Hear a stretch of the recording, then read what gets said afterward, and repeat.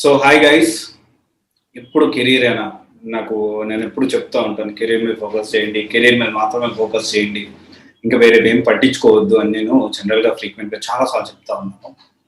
And దీనికి సంబంధించి చాలా మంది స్టూడెంట్స్ కూడా ఏం సార్ ఎప్పుడు చూసినా కెరీర్ అయినా, ఏందో ఎప్పుడు చూసినా కెరీర్ అయినా, life has to balance. Personal life అనేది ఉంటుంది, ఫ్రెండ్స్ ఉంటారు, ఫ్యామిలీ ఉంటుంది, ఇంకా వేరే వేరే ఉంటాయి. ఎప్పుడు కెరీర్ కెరీర్ కెరీర్ అని కాదు అని చెప్పి చాలా మంది అంటూ ఉంటారు. సో ఫస్ట్ ఆఫ్ ఆల్ మీరు ఆలోచించాల్సిన విషయం ఏంటంటే, ఎప్పుడు మనం కెరీర్ అనేది personal life, career life, personal life ఎప్పుడు బ్యాలెన్స్ చేయాలి,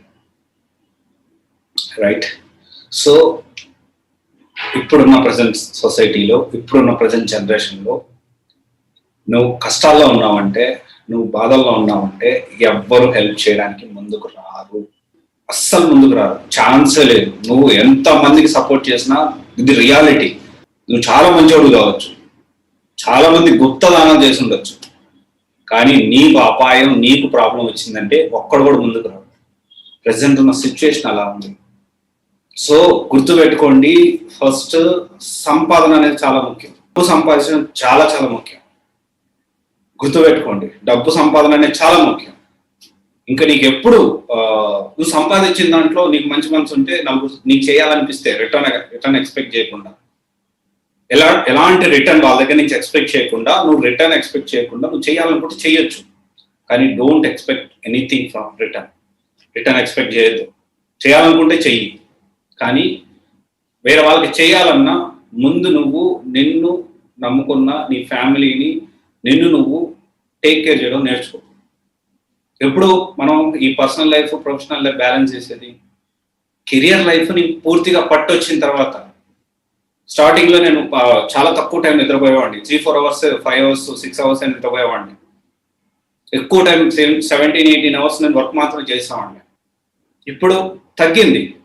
ఇప్పుడు నేను జనరల్గానే అందరిలాగే 7 అవర్స్, 8 అవర్స్ నిద్రపోతున్నాను. రోజుకి ఒక 2 అవర్స్ మా మదర్తో, మా ఫాదర్తో మాట్లాడుతున్నాను, మా సిస్టర్తో, రైట్? నాకు ఇప్పుడు పర్సనల్ లైఫ్ అనేది కొంతవరకు బ్యాలెన్స్ అయింది. పూర్తిగా బ్యాలెన్స్ అయింది నేను చెప్పను.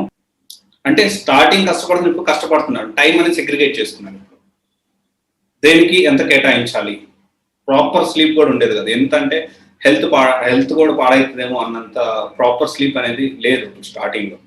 టెన్షన్స్, ఎప్పుడు ఏ మంత్ ఆ మంత్ విపరీతమైన టెన్షన్. ఈ మంత్ మనం రన్ చేయాలి అంటే ఇంత డబ్బులు అవసరం, నాకేమో ఇంత వచ్చాయి, ఇలా ఉండేది స్టార్టింగ్ పొజిషన్ అనేది. Now the things has change. చాలా రిలాక్స్డ్ మైండ్తో ఉన్నాను, హ్యాపీగా కూల్గా పని చేసుకొని వెళ్ళిపోతున్నాను. స్టార్టింగ్లో కూడా కూల్గానే పని చేసుకున్నాను, కొంచెం ప్రెషర్ ఉండేది, చాలా ప్రెషర్ ఉండేది. అండ్ ఇంకా 2 years అయిందని ఇట్లానే, ఇదే 2 years ఇట్లానే నేను కష్టపడుతూ ఇట్లానే వెళ్ళాను అనుకుంటే, 2 years తర్వాత అప్పుడు నేను మేనేజ్ చేయొచ్చు పర్ఫెక్ట్గా. ప్రొఫెషనల్ లైఫ్, పర్సనల్ లైఫ్ అనేది బ్యాలెన్స్ చేయొచ్చు. నువ్వు హాస్పిటల్కి వెళ్ళినా, ఒక కిరాణా షాప్కి వెళ్ళినా, లేకపోతే ఇంకొక దగ్గరికి వెళ్ళినా కానీ నీకు ఫ్రీగా ఎవరు పెట్టరు. అండ్ ఎవ్వరు కూడా ముందు నువ్వు కెరియరే స్టార్ట్ చేయలేదు, నీకు కనీసం ఒక సెటిల్మెంట్ లేదు, ఒక చేతిలో ఉద్యోగం లేదు. ఈ రోజు కూడా నాన్న ఒక 100 రూపాయలు నేను సినిమాకి వెళ్ళాలి అని అడగాల్సిన పరిస్థితి. ఇలాంటి పరిస్థితుల్లో పెద్ద పెద్ద మాటలు మాట్లాడద్దు. కెరియర్ లైఫ్, ప్రొఫెషనల్ లైఫ్ నేను బ్యాలెన్స్ చేయాలి, ఎప్పుడు చూసిన కెరీరేనా, అవి వచ్చిన తర్వాత నువ్వు చెయ్యి, కానీ ముందుగా వద్దు.